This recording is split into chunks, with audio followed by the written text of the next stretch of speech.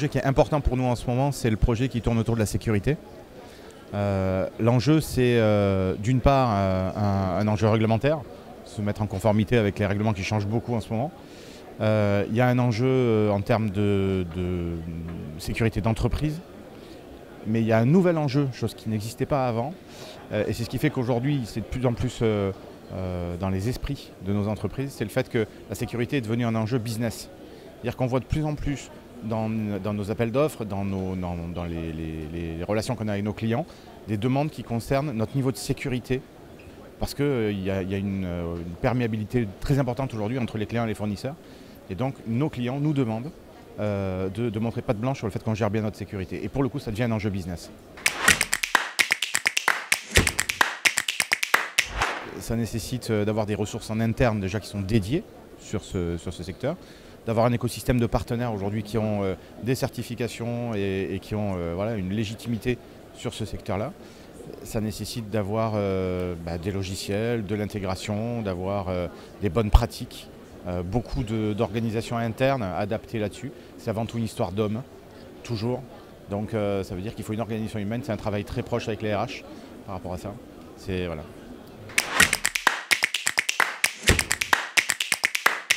Résultat attendu, c'est une conformité GDPR.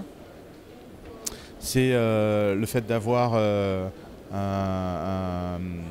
une adaptation sur l'ISO 9001 version 2015. Peut-être qu'un jour on ira sur l'ISO 27001 ou 2.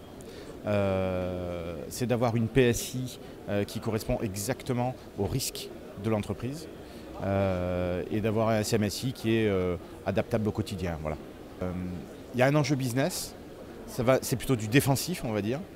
On ne va pas aller attaquer des nouveaux comptes parce que justement on veut être les premiers de la classe en termes de sécurité, ce n'est pas le cas, c'est plutôt du défensif.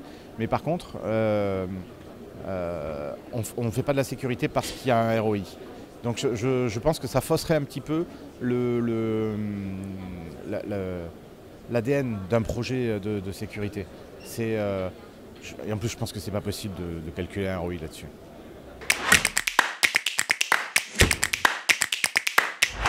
Moi, ce qui me semble important, le plus important, c'est une proximité entre RSSI, DSI et direction générale. Voilà. Et une implication forte de la direction générale. Alors, ce qu'il faut, c'est donner envie.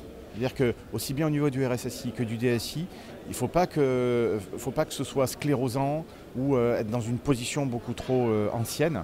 Il faut être business partner avant tout, compréhensif, arriver à parler, établir un dialogue, donner confiance. Et grâce à ça, il y aura une adhésion. Mais sans adhésion ou sans volonté de la part de la direction générale, ça ne peut pas marcher.